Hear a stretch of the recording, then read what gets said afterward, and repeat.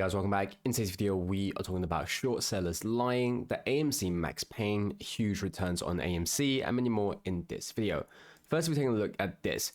I see the AMC FTD army is out in full force, eagerly trying to prove that AMC is about to go bankrupt. So we talked about recently with all of the articles, and then we're seeing these individuals who are talking about AMC, especially about the fact that AMC is going to go bankrupt, obviously with no substance whatsoever.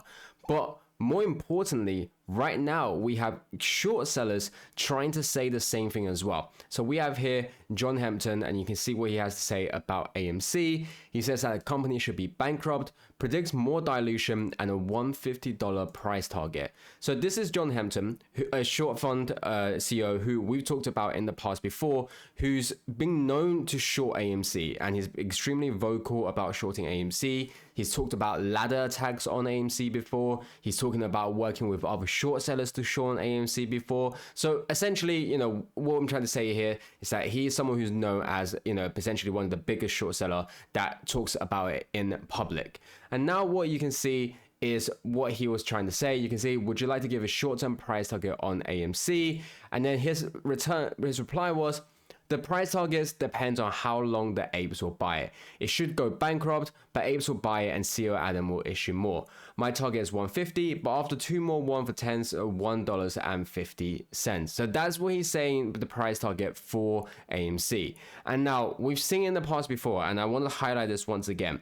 He's saying that he shorted the AMC in the past and he's fully out of the positions. He's fully covered. There is no remaining AMC short position left. However, the thing that baffles me the most is that if you're out of a position and you have all of these other positions, why are you still focused on AMC? He said before in the past he's not going to reply to any AMC questions, yet he's still extremely vocal about AMC. And as always, he's obviously very negative about AMC despite everything that AMC has shown. Now, with this, we can understand that, of course, he hasn't covered. He can say he has, but his actions is not obviously proving that. So we know that these short sellers are obviously still trapped in this play, and it's very obvious they're trying to do everything they can to make you believe that AMC is a bad company. So firstly, what he says is obviously talking about how AMC should be bankrupt, but once again, with the retail earnings, we know that that is obviously not going to be the case.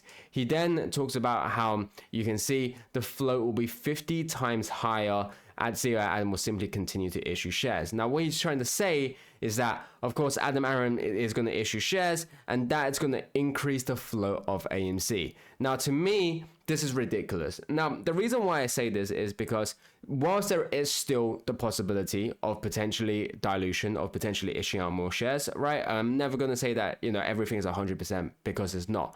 However, we do not see any likelihood of Adam Aaron issuing so many shares that at 50 times the current float. That's something that's obviously very, very stupid.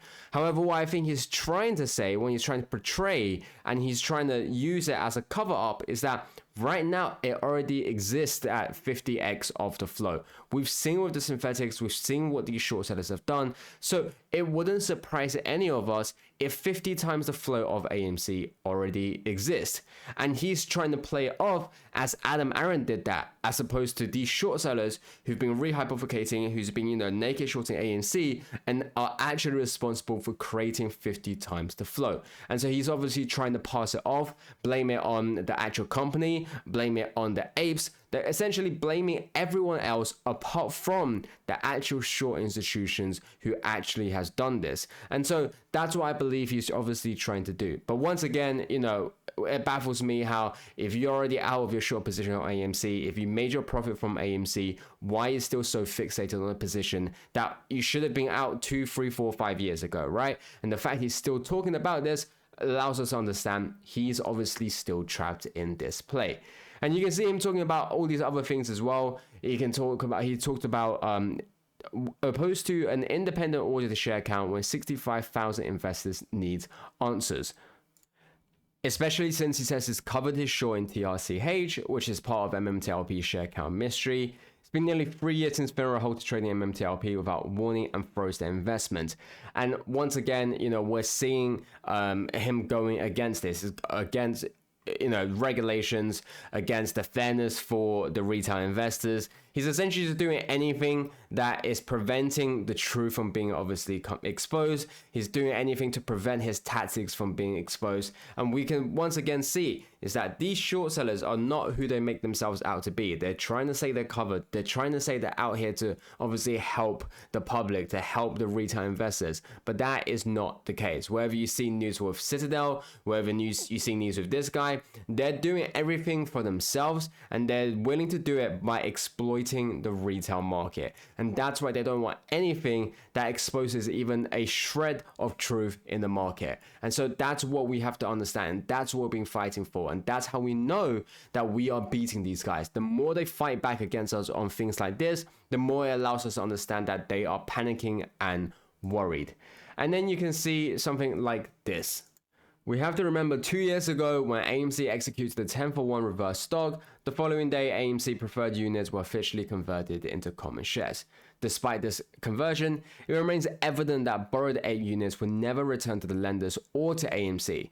Trading activity prior to conversion clearly demonstrates that billions, if not trillions of borrowed shares were never closed, raising serious concern about the integrity of the process. So we've just been talking about how these short sellers have obviously never left. And we have even more proof of this. And we have to understand is that for people who are just looking at AMC, they have to remember that APE shares existed at one point as well. And even to this day, they still do exist. And we have data of that. APE shares should have been off the market, but we've seen in the past, we've shown on this channel how we're seeing how APE shares are being traded in the European market. We're seeing how the short interest of APE shares are still changing, despite once again, it should be completely off the market. We're seeing the cost to borrow for APE shares to change constantly. Once again, it shouldn't be changing. It shouldn't even exist at all if APE shares are not on the market, yet it is. So what that tells us is that the shares, the APE shares that they borrowed back then, that they used to obviously naked short AMC, to short AMC even further, will never return. It still exists out there. And so this is what we've said about how they can't possibly get out of these positions. John Hampton's like to make it out like he got out of AMC short, and he'd like to make it out like he came out victorious, in triumph. But the truth is that they're stuck with not just AMC shares, but the APE shares they can't get even rid of because it's no longer on the market. They're holding on to these for whatever reason that we've talked about, potentially to obviously try and locate more shares to short AMC. But nevertheless, they're still trapped with these shares, and they can't get rid of these shares that they spent hundreds of millions of dollars, if not billions of dollars on. And so this is why we've said it. These short sellers are not in a good position. And then we're looking at the max pain for AMC. I don't think anyone was surprised they bought AMC back up to just a bit under 3. For myself, they were going to bring it back up to 298. Next week will be an interesting time with max pain at 250. So I'm extremely curious to look at this and talk about this. So right now we have the max pain at $3, and you can see we ended the week off on 295, and we had a decent move on Friday at 4.24% up. However, what I'm finding very interesting, and especially next week, is very likely we can use it to go with whether my theory is correct. Right now, we're seeing how, of course, they're trying to bring AMC down below max pain. And the reason why they're doing this, we've talked about this in the past, but previous weeks when AMC ended above the max pain, that was extremely painful for the short sellers because it meant a lot of money ended up in the calls. It meant that they had to pay up. They had to obviously, exercise these options, and they were actually losing a lot of money.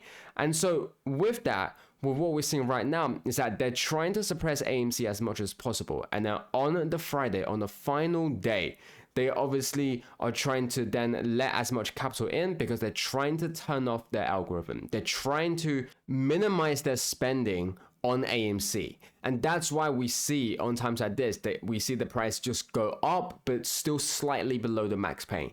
Now, what does this tell us? Well, firstly, the very fact that they're still trying to suppress us below the max pain means every time we end above the max pain, we are definitely affecting these short sellers. But secondly, in the past, they will never let us even have movement on Friday. And even because they just wanted to keep us as below max pain as possible.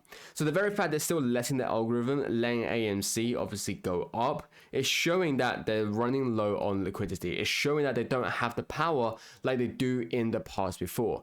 And that's why with all of this, we understand that they are obviously struggling. Now, of course, going to next week, once again, in order to prove this theory, what we're likely going to be seeing is the price obviously throughout the week is going to go below $2.50. And then on the final day of the trading week, we're going to see it just go up, but slightly below $2.15. Now, if that is the case, then that proves our theory. And that lets us understand shorts are struggling.